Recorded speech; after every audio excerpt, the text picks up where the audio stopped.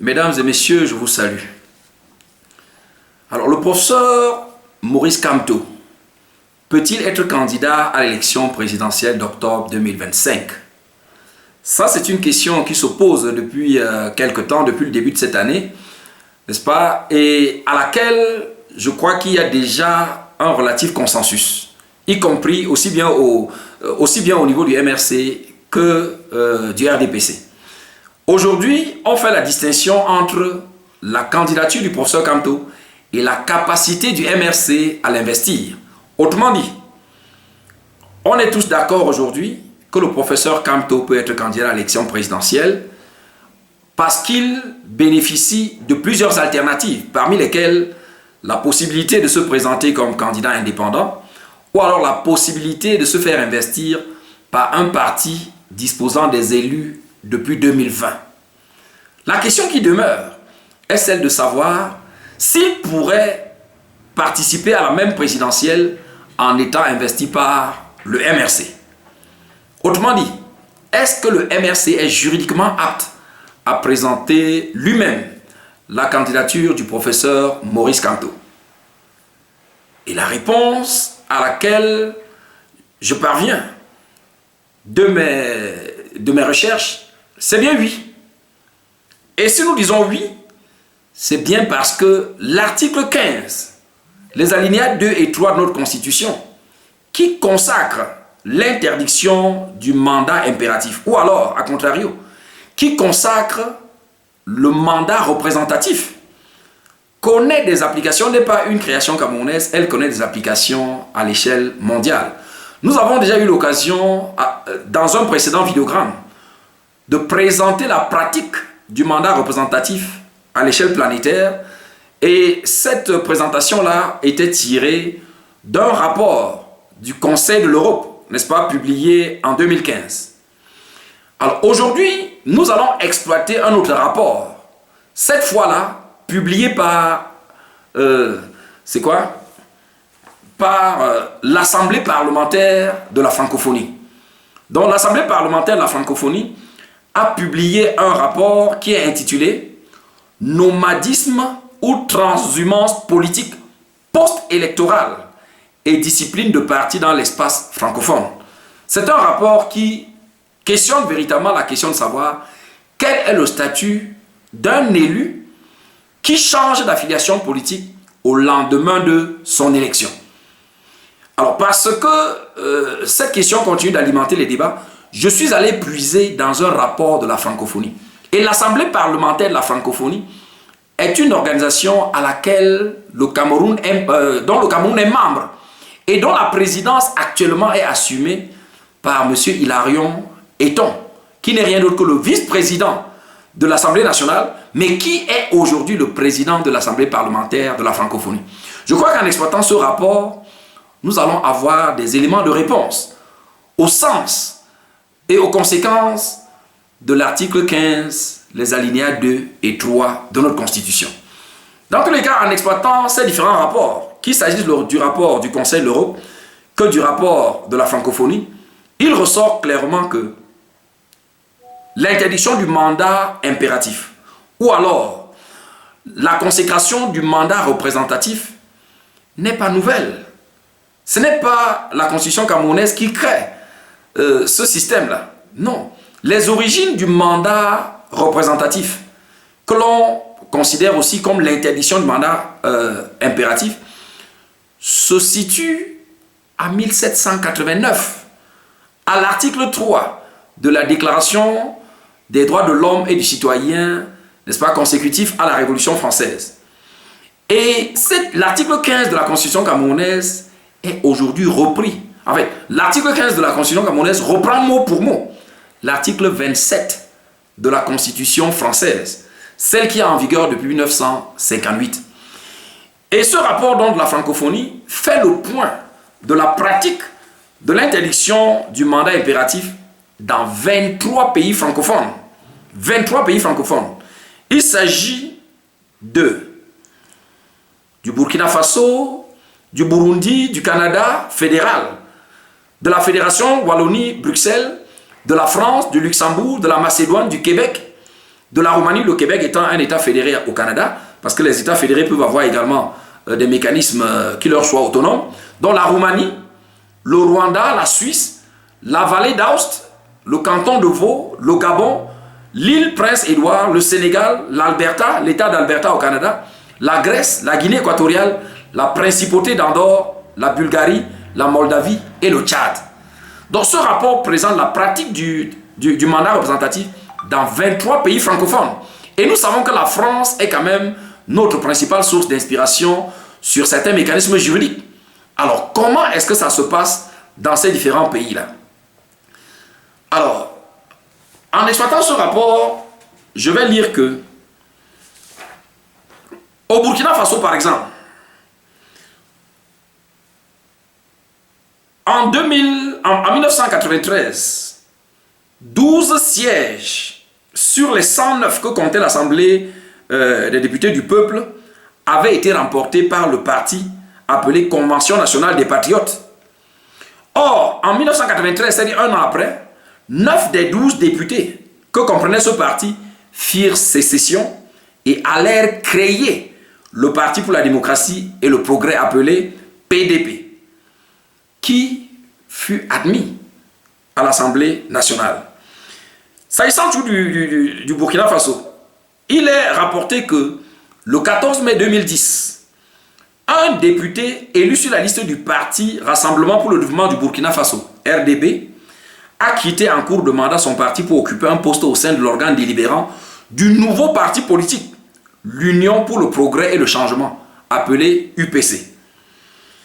Après le Burkina Faso, si je prends le cas du Burundi, il est dit qu'en 2007, un groupe de députés et de sénateurs fidèles au parti CNDD-FDD ont quitté ce parti pour se fondre dans un autre parti, l'UPD, qui n'était même pas représenté au Parlement. Ça, c'est au Burundi. Au Gabon, entre 1993 et 1995, avec les premières élections multipartistes, les transfuges du PDG créèrent pas moins de 7 nouvelles formations politiques, dont le mouvement de redressement national appelé Morena. Ça, c'est le Gabon. En Macédoine, il est dit, pendant la période 2002-2006, 22 députés ont changé d'allégeance partisane, 21 passant à de nouveaux groupes parlementaires issus de 2 partis politiques ayant quitté la coalition électorale.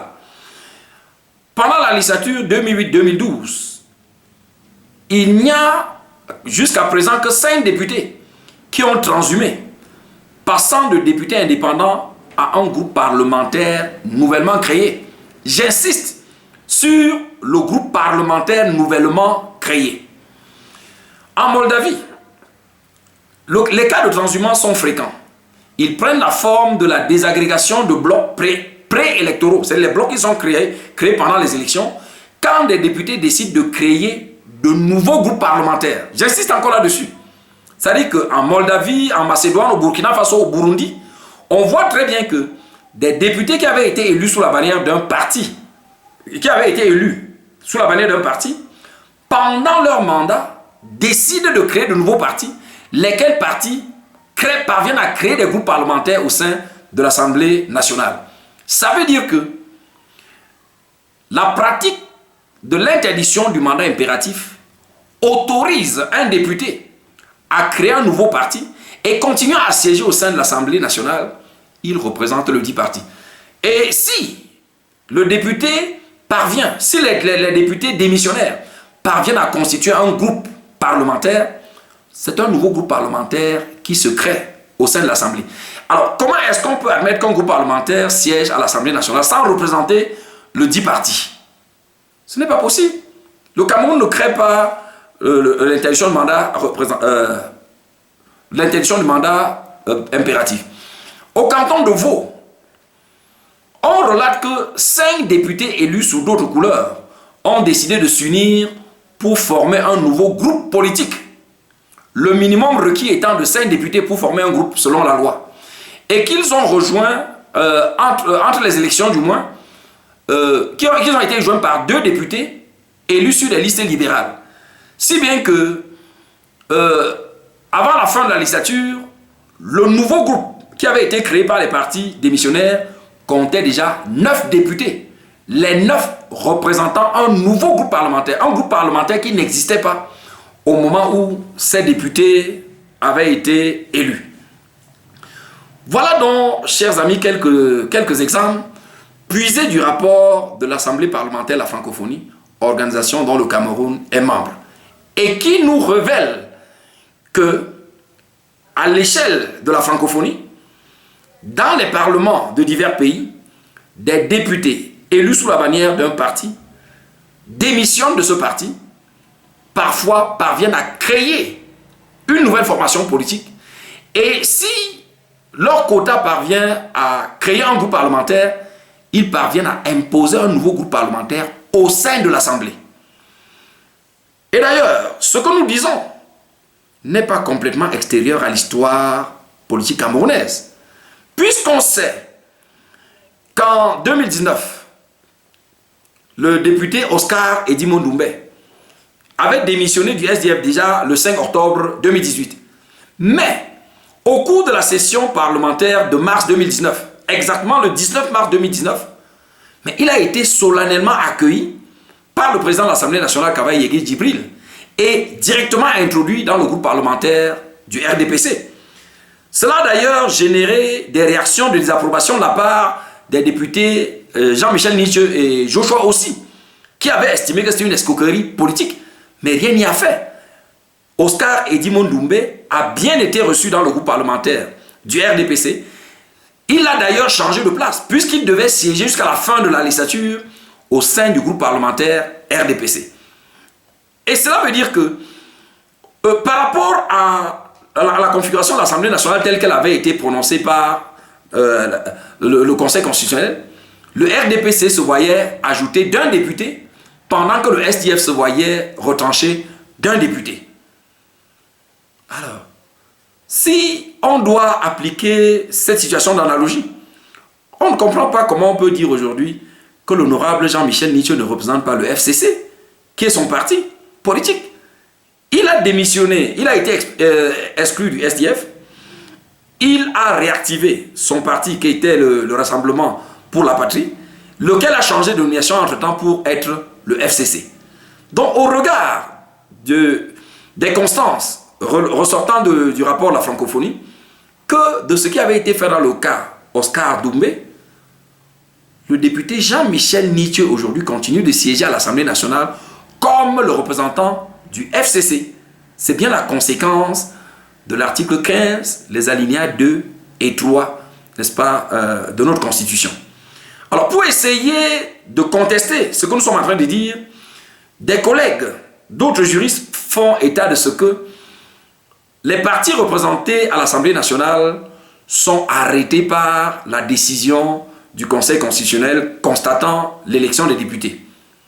Mais si cet arrêt-là devait avoir un effet définitif, mais c'est oublier que le député bénéficie des prérogatives, parmi lesquelles justement celles que lui confère l'article 15 de la Constitution.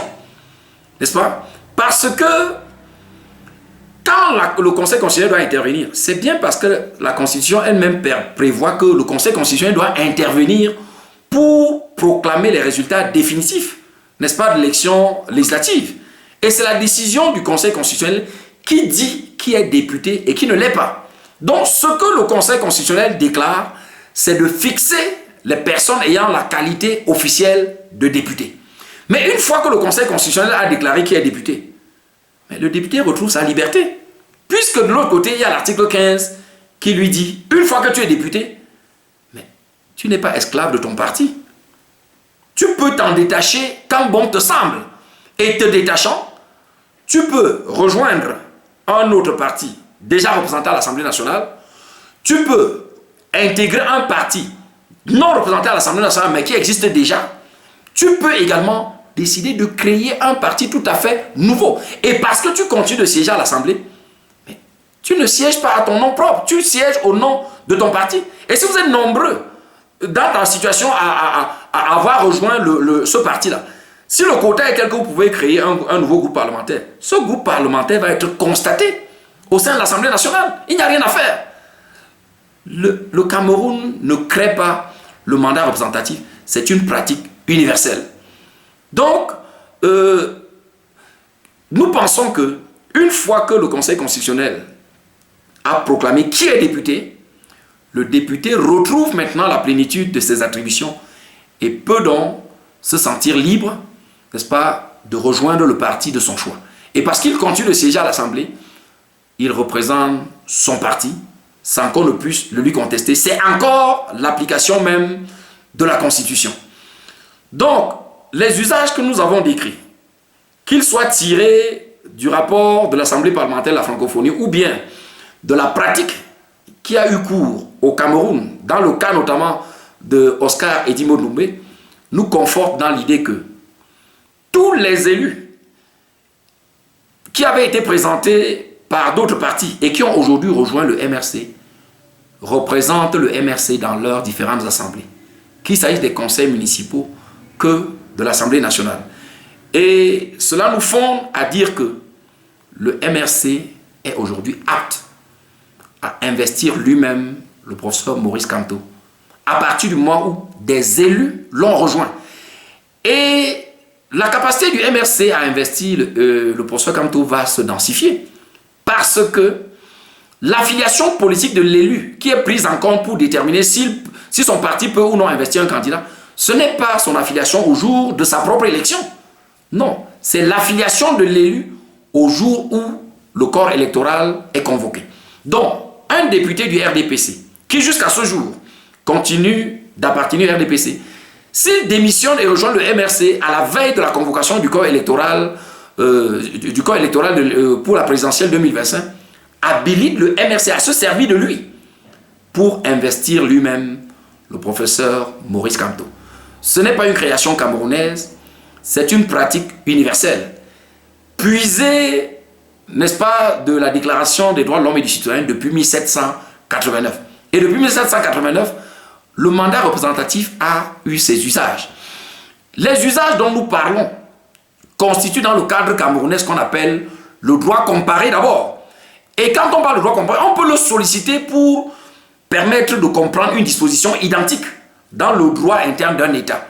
Et nous avons dit l'article 15 de la Constitution camerounaise est une reproduction intégrale de l'article 27 de la Constitution française, qui n'est rien d'autre que l'application de l'article 3 de la Déclaration des droits de l'homme et du citoyen. Donc le droit comparé déjà, tel que je viens de le présenter, à partir des exemples burkinabés, burundais, macédoniens, n'est-ce pas, nous permettent de nous conforter dans l'idée que ailleurs, les autres pays qui ont consacré le mandat représentatif donnent à l'élu le loisir de représenter une nouvelle formation qui n'existait pas au moment où il avait été élu. Deuxièmement, ces pratiques-là, en droit, peuvent aussi être considérées comme étant la coutume. Or, lorsque nous parlons de la coutume, il s'agit d'une pratique suffisamment ancienne et répandue qui, à force d'être répétée, devient une norme contraignante. Et donc, quand nous convoquons ces rapports du Conseil de l'Europe, de l'Assemblée parlementaire de la francophonie, en réalité, nous voulons faire comprendre à tous nos auditeurs qu'il s'agit d'une coutume. Et lorsque les dispositions légales sont imprécises, ne sont pas suffisamment explicites, mais parmi les leviers que l'on peut activer pour donner un sens aux dispositions légales, c'est de convoquer la pratique, de convoquer les usages. Et donc, en matière d'interdiction du mandat impératif, les usages sont suffisamment constants, les usages sont suffisamment stables. Et les applications, on les trouve partout, en Europe, en Amérique, au Canada, mais aussi en Afrique. Et les exemples, n'est-ce pas, nous ont été donnés par les pays voisins. Le Gabon, le Burundi, le Burkina Faso, le Sénégal.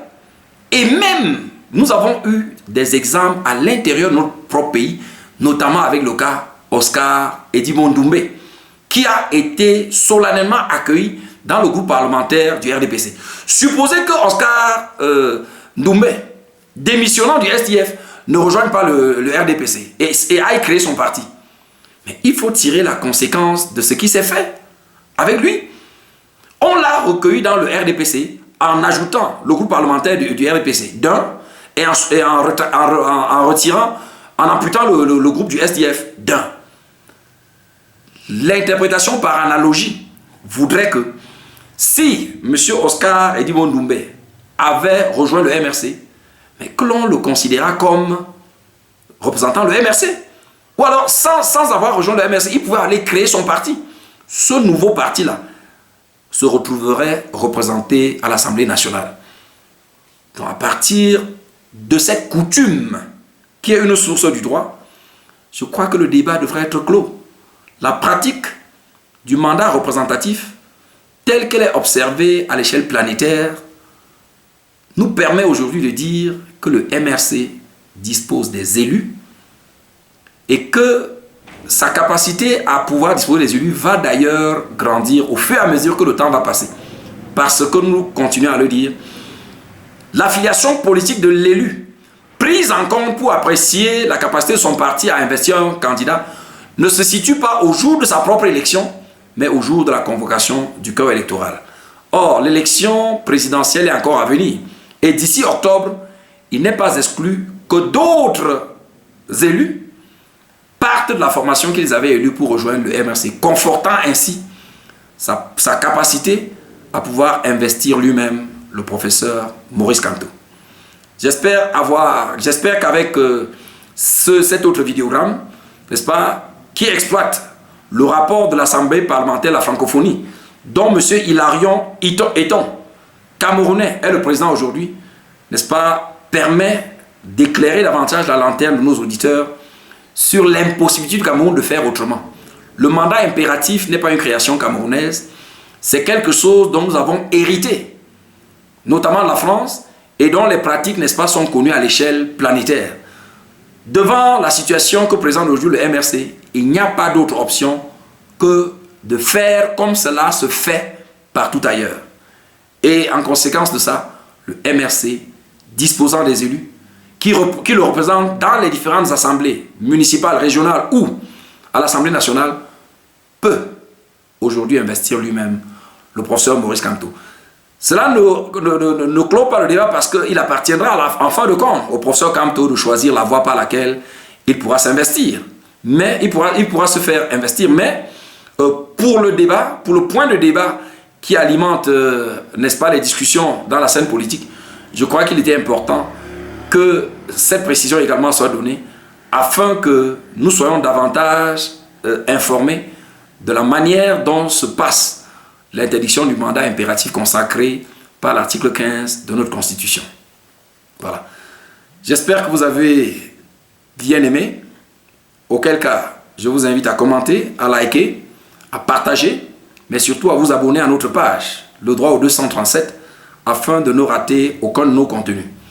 Vous avez le loisir également de nous soutenir afin de permettre que cette initiative d'éducation citoyenne puisse être perpétuée et que les contenus soient davantage diversifiés. Nos contacts s'afficheront à la fin de ce vidéogramme. Bonne journée à tous, portez-vous bien, que Dieu nous garde et à très bientôt.